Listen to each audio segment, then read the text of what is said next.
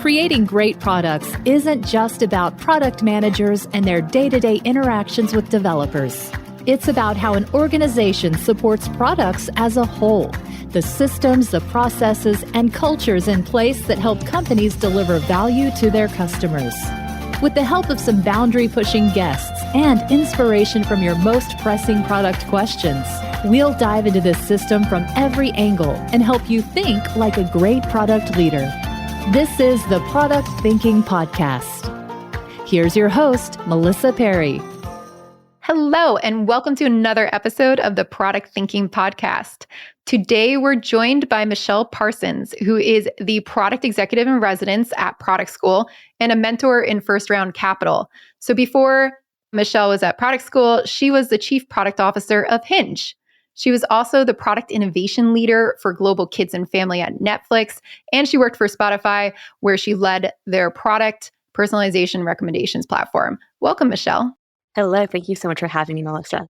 So you've worked at really big consumer names out there. You've got Spotify, you've got Netflix, Kayak, Hinge. All of these companies are wildly successful. What do you think makes a great consumer product? This is a good question. The three things I typically tend to focus on are first is orientation towards what the user actually needs. So a keen focus on a user problem and really a consumer-focused, outcomes-based metric. So we are really focused in on the consumer needs, what they want, and then how do we solve them with our product. I think secondly is really about the integration of both brand and product and how those two things support each other both on and off product. I think oftentimes you can kind of get into these situations where you see amazing marketing or amazing billboards or ads, and you come into the product and they feel like two different products. The best parts, in my opinion, are ones in which the offline representation matches the online. You can really tell that there's a very deep consumer-driven focus internally. And then I think third is really about personalization. How do you actually create a product that is built for that individual, that knows and reflects that person, is not just kind of built for every single individual out there? When you're talking about personalization, I think that's a really hot topic in consumer products these days. I see a lot of people kind of throw personalization at a problem. They're like, oh, we should just personalize it and it'll make the product better. What do you think it takes to nail personalization? Like, how should you really think about that as a product manager? Yes, I think there's a couple of things that are really important. And maybe I'll kind of even start with an anecdote about kind of like how I even got to kind of where I was in my own like kind of mental model of products and building product and approaching products. It was early in my career at Kayak, and it was a different time back then. This was like shortly after the price and acquisition of Kayak. So the team was still growing and scaling. It's a really competitive market, the travel space. And there's very little brand loyalty. And so a lot of Kayak really depended on inbound search traffic. So someone, maybe typing into a Google or a search bar, cheap flights to Barcelona or hotels in New York City. And as a product manager for the hotels business, we were really trying to focus on creating, again, kind of back to the earlier points, that really delightful user experience. We had a really strong brand. I think Kayak did a really fantastic job of articulating its brand message out into the world. And then we paid that back off in product, I think, really cohesively. But one day I walked into the office, and I feel like any product person's always at the front line of defense with their engineering partners. And we had a significant drop in our search, our inbound traffic. And we were just like, okay, thinking caps on, we got to get moving. And we spent several hours just trying to basically debug, because we were like certain that it was a bug somewhere in our product, either from a deploy or something of that nature. And what we found out actually after some of that investigation was that we in fact had no bug, but it was just that Google basically decided that they were going to launch and deploy their travel competitor product that really was basically a reskin of Kayak, but it sat at the very top of their search results page. And for me, that was just a moment where you lose, 10, 20% of your traffic, and that has significant impacts on your revenue when you're basically handcuffed into that modality of acquisition. So that was kind of like my own aha moment of, all right, well, we have a fantastic product. I really believe in our brand and our message and the consumer problem that we're solving here. But what can we do to really ensure that our product is defensible and that users choose to come to kayak.com versus inputting a search result into a search engine? And I started thinking a lot about personalization. Well, how do you make it really easy? You can save them time, reduce that friction. And we started playing around with a little bit of lightweight personalization, mostly heuristics. We didn't really have the capacity at the time to be doing anything pretty like large, like Spotify or the Netflix of the world were doing at the time. But even with our light experimentations, what we were doing was saying, all right, if somebody is searching for a hotel in Orlando during Monday through Thursday, maybe we're going to prioritize business hotels. And if someone's searching with the kids on Friday through Sunday or Friday through Monday, maybe we'll prioritize family-friendly or resort-type hotels with free breakfast. And maybe the amenities that we showcase on the hotels might differentiate based off of those various search inputs. And that proved to be very successful, but they were experiments that we really couldn't scale at the time. And I just started to become just extremely interested in learning more about how I could do that at scale. And so that's really when I moved over to Spotify. And so I think really bringing it back to your questions, what do you need to consider and what do you need to focus on when trying to build out personalization when thinking through these problems? I think it really comes back against the user. What problems are they trying to solve and where will personalization actually add benefit to their experience and make it an experience that's meant just for them to reduce the friction that it takes to access or complete their outcome and then bring them the most delight. When you come to an experience and you're like, my Discover Weekly, wow, this is just for me. I've discovered a new artist. You tell all your friends about it, right? It's these moments that really bring you joy. And it's beyond, it makes your product more than just a utility, more than just a transaction, really. So with personalization too, it sounds like it really matters that you personalize the right thing. So how do you figure out what you should personalize? And I guess what products are good candidates for personalization? Should you personalize everything or is there a system to actually hone in on what's going to make this more valuable? I think that's every company is going to be slightly different. Ultimately, we're all people who are trying to access products. And so our demographics, who I am, where I live, when I was born, all of these things, what my interests are, what I tend to gravitate towards, all of these different aspects of who I am are kind of like your fingerprint almost, right? That's very unique to me. And of course, there'll be other people who have similar interests and similar backgrounds and similar demographics that we can use to kind of create these bigger models, understandings, representations of people. But I think it really comes down to trying to understand when let's take maybe a dating app, for example, what's the end goal there? The end goal is to connect to individuals who have mutual interests, mutual compatibility, who will ultimately be able to be successful in a relationship. And that's the end goal for the user. And so then we're trying to understand things like mutual interest, compatibility. And those are the hard things that we really don't, that aren't as simple data points, because a lot of those things are just are a bit softer and they're really hard to articulate and put in words. But what you can personalize, right, is, all right, if you tend to have information on a profile, what things do you tend to spend a lot of time viewing? Do you spend a lot of time viewing photos or text or maybe the kind of the resume blocks? And might I be able to differentiate your experience versus somebody else's experience by optimizing those particular pieces or modules on a page? In a Netflix capacity, am I somebody who likes romance films versus horror? And so my home screen might look a little bit different. I think good candidates for personalization are really discovery inputs. So places where you're going to go search, results pages, visual images, metadata, things of that nature that's going to help me make a decision on what to pick or to reach my outcome a lot faster. And again, with more delight. So when you're leading a team, you've been a chief product officer over a personalized app and you've been product leader over many of these personalized apps. What's your system for working with engineers and for working with the product managers and the engineering team to make sure they nail the personalization algorithms, right? I think AI is a huge topic these days. You're going to read a lot of data about, humans to be able to make these choices. What's the right way to approach that so that you make sure you're getting the best output? I think the first and foremost, right, this is always a partnership between tech and product. First, on the product side of the house, it's what problem are we trying to solve? Because you can really optimize for a number of things. Let's take a matching algorithm. Are you optimizing for quantity, the number of likes? Do I want to send a dozen likes, or am I optimizing for quality, which is matches, likelihood to actually match, right? And so that really differentiates how you might approach building something. On Netflix, am I optimizing for discovery or am I optimizing for familiarity, right? So there are different outcomes that I think ultimately will drive the features that you end up prioritizing when considering how you're going to approach building out that algorithm. I think Spotify is a great example because there's a variety of algorithms that power all aspects of the product, right? Everything from like your homepage, which is going to be, hey, these are your typical, artists or playlists that you go to. There's going to be front and center at the top of the page. But there's also a discovery component here, right? So it's taking a lot of your previous interests, the things that you've listened to, whether those be things like artists or genre or even like resonance and sound, right? So like the types of music that you're listening to, it might be country or it might be pop, but maybe the similarity or the thread there is the beat of the music. And that's what we are actually going to personalize for. But there's also playlists on there that are really focused in on just genre. So like your Discover Daily Mix, for example, which is, hey, this is like your pop mix or this is your country mix. But then we have, things that are focused in on pure discovery, like your Discover Weekly, which is, let's take all the music that you've heard before and find you gems, hidden gems that you've never discovered before ever.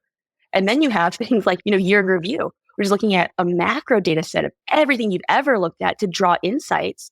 And then, one of the ones I loved the most, which was the ones that got away. The music that you didn't listen to, that people with very similar tastes to you listened to that you missed. And so you can really take any kind of angle or approach into these problems by, again, starting with your core outcome, your hypothesis. And then I think that dictates what you prioritize in terms of how you're going to approach building and what you're going to look at from a data perspective. That's really interesting. I like the ones that got away. I got to look at that playlist. I don't think I've even actually seen that playlist, but I love that type of stuff on Spotify. I think they do such a good job with the personalization on there too. When you were working there, how did you test it and make sure that you were on the right track, you were personalizing for the right things? And did you have any like key aha moments or things you didn't expect? So I think the Spotify example, I get kind of bringing it back, but there's a lot of different algorithms that are powering a variety of data sets, powering the experience. I actually think there's a really interesting anecdote from early on. So when I first joined Spotify, you kind of remember the app back in the day, we had a heart button, we had a thumbs up button, we had a plus sign button. So there are so many ways to give positive signal to the algorithm that you like something. And that was never actually being taken into account in any of the algorithms. So it was really funny because you think that a lot of what was being taken into account was listen, right? So that was like, basically it was kind of your soft signal, right? Not an implicit signal almost. I listen to this thing, I repeat this thing, so therefore I like this thing. But the explicit signal of adding to a playlist or thumbs upping or hearting was not being taken into account. And there was actually this aha moment that we had, which is like, wait, why are we taking an explicit signal into account to integrate into our algorithms? Well, one, it was a little bit costly, but the other thing that we realized is that there were so many ways to give explicit signal and we didn't know what it meant. And so you have thumbs and you have hearts and you have pluses and it's like, wait, well, what does a user actually think that this explicit signal is doing and how do we interpret that? And so actually the first thing that we had to do, we actually got a lot of PMs and engineers into a room because they were owned by different parts of the business, like those individual symbols or input items. And we needed to actually consolidate and say, okay, well, how are you going to progress and move forward with one action type? And is that the right move? Like, should we have more than one action type to signal, love versus add to playlist versus XYZ? So we ended up, you actually notice now in the app, it's just a plus sign. And so you add it to a playlist or you can add to a favorites playlist now, actually. So that was kind of a manifestation of those conversations. But now we actually can take that strong signal into place and, layer it on top of the implicit signals like repeats and listens and skips and all these different types of signals that we're getting from users. So I think that's a interesting moments where it's not as obvious, but you see something like, of course you should be incorporating explicit hearts, but then you pull back the layers a couple of, layers deep. And then you get into here are some other problems then that we would basically have to fix before we get there. So I have a question that I've wondered for a very long time. Why is there no thumbs down button on Spotify to be like, the song sucks? You recommended it to me and it's like, no, I don't like it. So there used to be thumbs up and thumbs down back in the day. And the reason why there is no thumbs down is because it is hard to understand. Do you not like this song or do you not like it in this context? Right? Because that is actually really meaningful when you're thinking about, are you in a playlist that's been created for you and does it vibe with the other songs and mesh well? Or do you actually hate this song and you never want to hear it again? And what's the reason why you don't like it? So sometimes on the surface, again, even with the thumbs up or a heart, right? These internal decisions that you're making as a user, and then what we have to be able to understand, the hypotheses that we have to be able to extract from the decisions that are being made are really difficult, which is why things like implicit signals are really powerful here. Because if I'm sitting there repeating a song over and over, if I'm playing that song every single day, well, that's a very strong signal to the recommendation system that you love that thing. But if I happen to heart it and I never come back to it ever again, well, what is that really telling me? I liked it in that moment for some other playlist I was making. Those are the considerations we have to keep in mind. And I think across the board, when you're thinking about both implicit signals and explicit signals, how do you leverage those types of data points to inform the hypotheses that are driving the decisions for the feature that you'll be making long term? Interesting. And it does sound like there's a lot of user behavior behind trying to figure out why do people give the certain signals that they do? Like, why do they do a heart?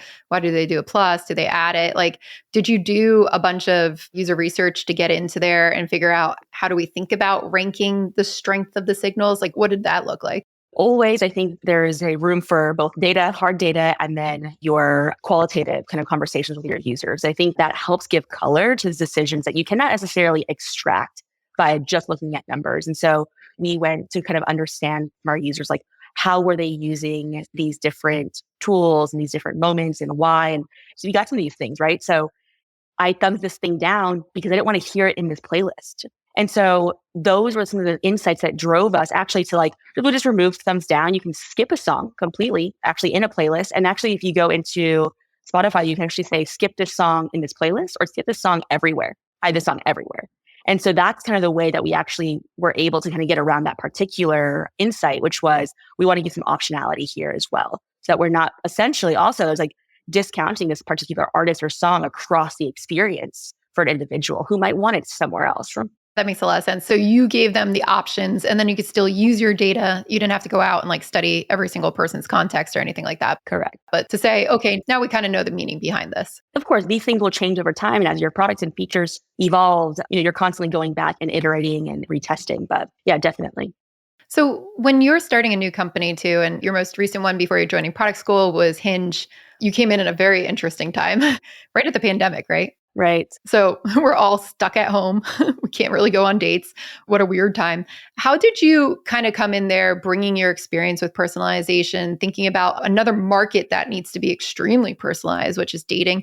How did you come in, get the lay of the land, and kind of understand where those algorithms and personalization was at when you entered Hinge? I think, Hinge is I think more than just the algorithms, because a lot of where you start your journey in dating is your profile. It's your onboarding and your profile. It's your representation of yourself in a digital format that is used to inform decisions that individuals are making.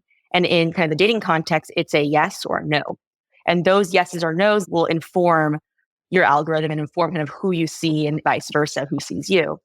So I think, the interesting thing about Hinge is it's, again, another highly competitive market. Dating, there's so many dating apps out there, and dating apps really depend on the liquidity of their marketplace. So where the people are is where people go over time.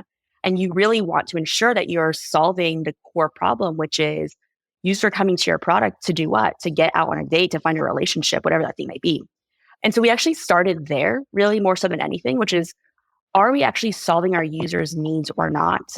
And I think one of the things that differentiates Hinge, there are a number of things, and I think one of the main things was it is a focus on user outcomes above all else. And so when I got there, it was really about how do we ensure that everybody across the entire company is singing the same song? And our North Star metric there was, great dates per user. It's not revenue, it's not MAU, it's not session or time spent. Of course, all of those things are things that we measured. But the core hypothesis or thesis is that if you spend time focusing on your user outcome, which is what they're coming to you, the job to be done, their core job to be done, which is finding a relationship, what are all the things that have to be true then to get you there? And ultimately, that will lead to things like MAU and retention and time spent and revenue and all the other things that the business cares about. When you start with the business outcomes in mind, you pretty much make a lot of short-term decisions to have to get there. So we started there. We did a lot of foundational research to really understand, were people actually being successful and what were their attitudes and behaviors towards the product? And one of the critical things that we found during that study was that only less than 15% of our users at the time were getting to a positive outcome, which was getting out on a date. And so, wow, that is not great, right? And so we had to then understand why. And the other interesting thing that we found was that over 60% of our users, when you surveyed them, were feeling burnt out from the experience as a whole, which prompted them to do what? Have negative retention, churn out, right? But the other core thing you saw is like they were coming back because there was no alternatives. And so these things to me were really big aha, like, okay, we've got to solve this problem. People are not being successful. They have like really negative attitudes and behaviors towards the experience. And they're coming back not because they love the product, but because there's no other option. So how do we fix that? And for us then, it started to prompt us to ask these questions such as, well, what's happening over the course of the user journey that's preventing people from getting positive outcomes? And it oriented us all the way back to the profile. And the single thesis really, which is that how do we get people to more accurately express who they are on dating apps so that when people are assessing them for compatibility, for mutual interest, that they're having a better and easier time assessing that. So when they give a signal, whether it's positive or negative, so a heart or an X, that signal is stronger for our algorithm, right? So all these things feed back into each other ultimately and give us a better opportunity or better chances of actually meeting our users' needs. So we took a couple of different swings there, which were really focusing in on some of the things that you can actually get in the product today that you can get out in the real world, like we're doing here, looking at each other on video. You're seeing my interactions. You're seeing my facial expressions, my movements, maybe my humor and my voice and things of that nature. And you never got that on dating apps, right? And so we were trying to figure out, well, how do we re-engineer that essentially in a context where you have a flat 2D device that's not really set up to satisfy that use case very well. Of course, you can add videos. Of course, you can add your voice. But then the other hurdle is how do you get people to actually do that in a world where that's not the norm? Because you're thinking about the emotional perspective and the vulnerability perspective of an individual who's already having to be judged on their photos. Now you're asking me to do extra things. Well, that's going to be hard. So a lot of what we did early on was focus on those core problems that then allowed for us to actually really take some significant leaps. And because we are basing everything on those user outcomes, and I think on a foundation of, hey, we want our users to be more authentic. We want to live up to our mission, which is help get users out on great dates and become the dating app meant to be deleted, get people out to relationships, what things need to be true, and then how do we normalize and make some of these behaviors that are normal safe? And so those are the things that we ended up doing. We did a variety of different tests around boosts and kind of some algorithm, changes to ensure that those people that were adding things like voice prompts or video were actually having that paid off so that you created this then it's almost like this normalization flow within your kind of card stack rank. I saw people doing it, so then I was more likely to do it, and then it's created this positive flywheel and this positive momentum for the product.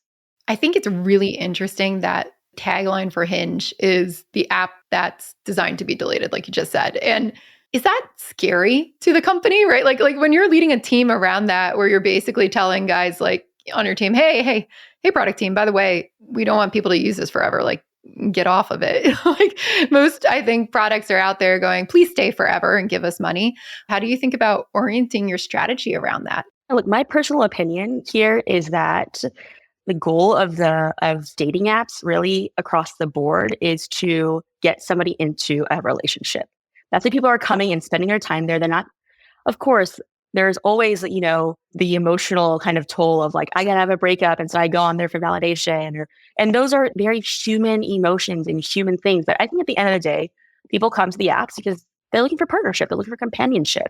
And my perspective and my philosophy is that if we do a really great job of getting somebody to that end goal, what's going to happen is that they're going to go out and talk about the product in a very positive capacity.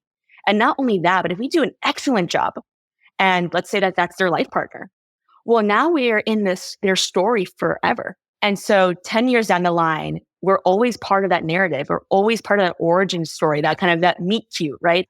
That moment where these individuals met and it was kind of the beginning of the rest of their lives. And so then so long as the product keeps up with the data and the users and new needs and new technologies, then you always have free marketing, essentially. And so it's the same way for Spotify. I discovered this amazing new artist on my Discover Weekly playlist. And now everyone's like, well, what's that Discover Weekly playlist? I want to discover new music. And so it's these moments, I think, that yes, some apps like Spotify want to keep you on forever, and that's great. They're providing a utility there, right? So on a dating app capacity, there is a finite end. You're not going to date forever, hopefully. But let's say that you have a bad experience on the app and we don't get you to your end goal and you're just constantly, let's go back to that burnout number. Now I'm burnt out. Now I'm telling all of my friends how much this app is horrible. What if I connect you to people that you really don't have compatibility with and you go out on a date and it's just like a waste of your time or worse, it's a bad experience, an unsafe experience? Well, you're going to for sure talk about that.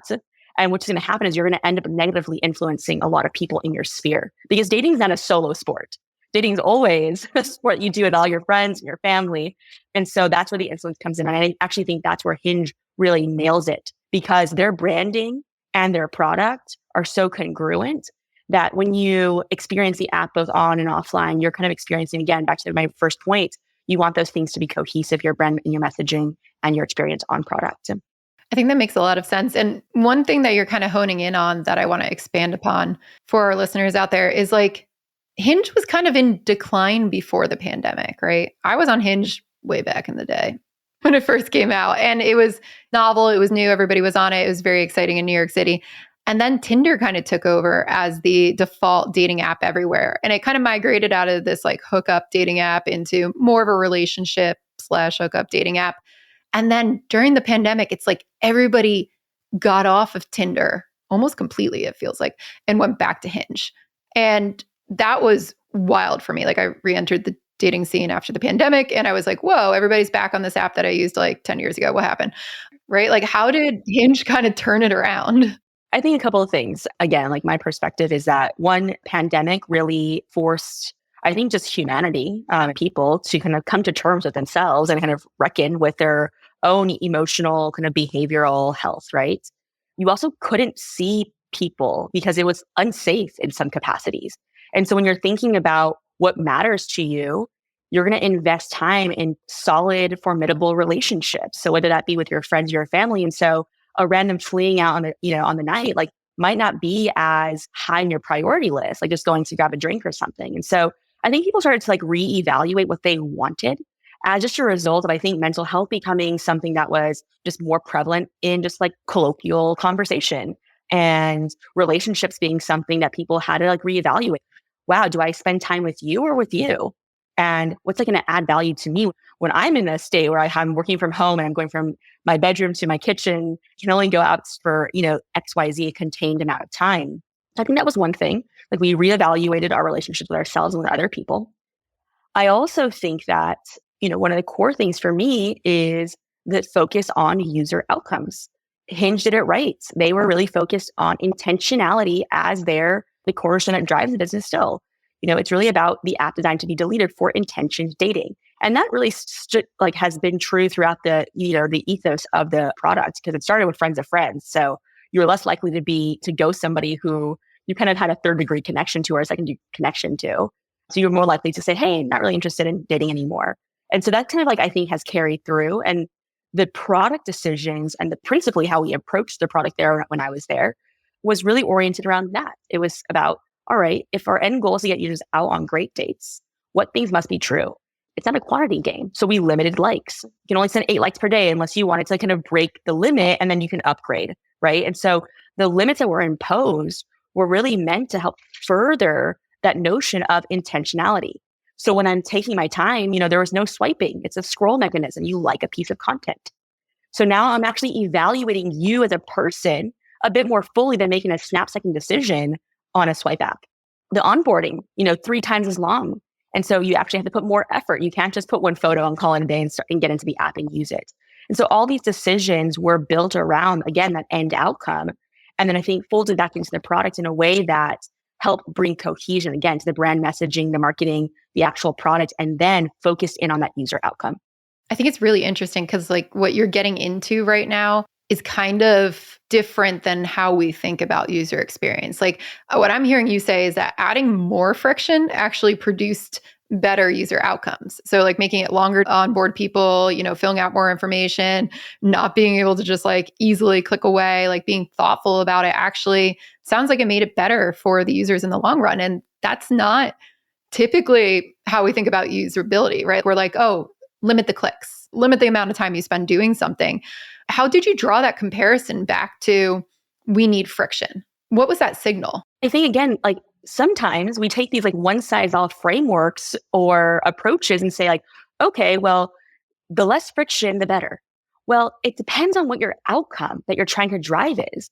And if your outcome is getting users out on great dates and getting them off the app ultimately, then a little bit of friction is important, because how are you going to get into a date or a great date or a relationship if you have one photo? Well, that's impossible, because now I'm judging you based on your looks. It has nothing to do with who you are as a person. And we all know that good relationships are built off multidimensional aspects of who a human is and their compatibility with another person. And so philosophically, I tend to approach these problems first and foremost with, I will ring this bell over and over again, is like, what is the outcome that the user is coming to us for? And then how are we best positioned to solve that particular problem based off of the product that we're developing here? What are their problems? What are the opportunities that we have? What are the pain points that exist? And how do we get them there?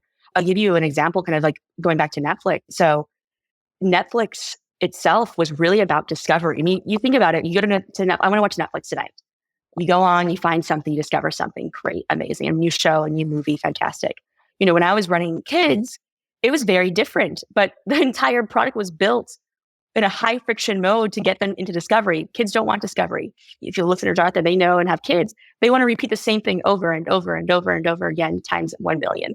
And that's developmentally a part of development, because repetition helps, children learn, but also it's comfort, because when you're a kid, you want to feel safe. So there's a behavioral piece there. And so what we were doing on the product was essentially, after a kid had watched, our algorithms basically prioritize discovery moments. So once you watch something to its end, it was actually removed from your homepage. And it really only existed in this row called Watch It Again, which would float up and down the page on your Netflix home screen. And it was really, really, really negatively impactful to kids and their parents. So you think about the two user types. One, a kid's dexterity, being able to navigate on and spell. They can't go to search. Like, oh, where is the search button? That's in a menu that pops out over here. UX paradigms don't ring true with a 4-year-old. They don't get it. They can't really type that well. They can't spell. And so it's frustrating. And then what's even more frustrating is when a kid can't find the thing that they want and starts to scream, and their parent's trying to cook dinner or is trying to finish up some work, and the parent has to rush over. And now we've created a bunch of negative experiences. So in that mode, or in that particular experience, we want to reduce friction as much as possible. How do we then help kids access their favorites instantaneously and delightfully, and as the empowered navigator, so they're not having to go ask their parent? But on the business end of the house, that wasn't our goal. From a business perspective, we really needed kids to discover new content, because that's how our business would continue to grow. And we would continue to get eyeballs onto the new content that we were investing in. So we had to use, in that particular state, we had to basically use the familiar. How do we get kids into the familiar as fast as possible? And then how do we sprinkle in moments of discovery or moments of impression so that something becomes familiar over time?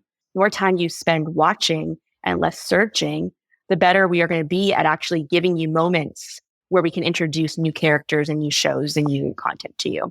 And so that was also a very successful tactic for us. But there's a different end of the spectrum, right? So one is, again, the business outcome wanted that discovery, but we needed to then focus in on what the user outcomes and needs were. Hinge front, both the business outcomes and the user outcomes were aligned. So that was great. And so, there, I think, again, the approach is you need to come back to what are the goals always, in my perspective. So as a product leader too, you kind of have to balance the user outcomes and the business outcomes, right? You got to make sure your company succeeds. Otherwise, we all know have no jobs. But you got to really focus on those customer outcomes, as we heard you say this whole podcast, which has been really great, to make sure that you're building a quality product. What is your advice for product leaders out there where maybe the business is really pushing on these business outcomes, and your CEO and your leaders and your board is like, we got to hit these numbers, we got to hit these numbers, and they're looking at those financial metrics and they're very set on that, and you're trying to come in with maybe some ideas that will relate to business outcomes in the future, but they might be not common ideas, or things that are not widely accepted by the people only looking at the business, but they focus on the user outcomes. How do you balance those two things and make sure that you're solving for both? I think first is I always try to connect the user outcomes back to the revenue and to retention. And I think you can do that with just metrics trees or KPI trees, where you're basically starting with your node. If it's retention, what are the things that lead to retention, and kind of trace that down all the way to all its components. That's one way to visualize, to showcase how investing in one area might actually lead to outcomes that are positive for the business. Now, sometimes there are just the realities, like we must hit Q1 revenue numbers or else we have to lay off 20% of the business. Well, sometimes that's the reality. And I think that what I try to do is say, okay, how can we attack this problem while still harming the experience the least as possible? And maybe that means, hey, we might show a couple more upsell screens. But the part's still usable. I'm not taking away a feature and then saying, now you had this for free, previously, now you have to pay for it. I think we need to be creative when it comes to things like this. Are there people who have never seen a paywall ever before? And that happens. I mean, even at Hinge, like we realize there are people who had never seen a paywall ever. So how do we help them, understand the value or the additional value they can unlock through product marketing campaigns or through like some pop-ups within the app, but obviously in a very intentional way. But I think it comes down to having product principles in place first and foremost. What will you never sacrifice principally as a product team for user outcomes? And so one was like, we aren't going to, our end goal is to focus on intentionality. And so we're never going to do things that adversely impact that particular goal. We're not going to, put up a pop-up for a pop-up's sake. We're not going to take away features that exist. And so again, everything's for intentionality. You might add some chat limits. So like right now, on some apps, you can only talk to so many people at a certain time versus have 20, 30, 40 people in your match list that you're talking to at the same time. Well, maybe you'll actually apply a limit there. But that's actually still in line principally with intentionality. Because you can't talk to 40 people at one time. We actually saw from research that having, 10 plus people in your match list actually degraded your experience. It made you feel more burnt out because you now had to balance so many different conversations and people, and you were spreading your attention so thin. So you might introduce a limit there. Okay, that's like a very creative solution that does impact the product, does impact, the experience, but it's done for the business. It can make the business money, and it can also impact the user's experience, even if they don't immediately understand it. So, and then how do you explain it? I think that's very important. So if you were giving advice to a product leader about this, about getting clear on your intentionality, making sure that you're explaining this extremely well to the board and to the CEO and to your teams, like what are some tips you would give to make sure that this is coming across in a good way? I think boards and the executive team, not every single board's going to care about the user outcomes. They want to know, like, how is the business doing? Are we going to hit our quarterly projections or not? And so I think this comes down to an exercise of storytelling, really. I love to talk about this like reverse pyramid approach, which is like, here's the state of the world and how do you get more granular and deep into kind of the tactics that you're going to use. And so again, if our goal is revenue, let's talk about that. Also talk about how the outcomes that we're trying to drive for the business are going to directly relate and impact that, and showcase what tactics you'll take and how they have impacted that previously. If you have data, if you have experimentation. So I'm a huge fan of experimentation and trying to identify your core hypotheses that you can test very rapidly to give you some insights so that you do have that data point to bring to your board, to bring to the executives that showcase, I understand that it's going to be a little bit scary, but we have proof here, here, and here. And here are the experience that we ran, and here are the outcomes that they drove. And so now maybe we invest a little bit more time, either downstream or upstream, or a bit more resources. And here's what we might be able to expect the projections. And so I think having those hard examples are really impactful. And then relaying that back up to your macro goals. Again, you need to take into account your stakeholders. Who's your audience? And then sell to them. At the end of the day, we're all salespeople. I actually believe that.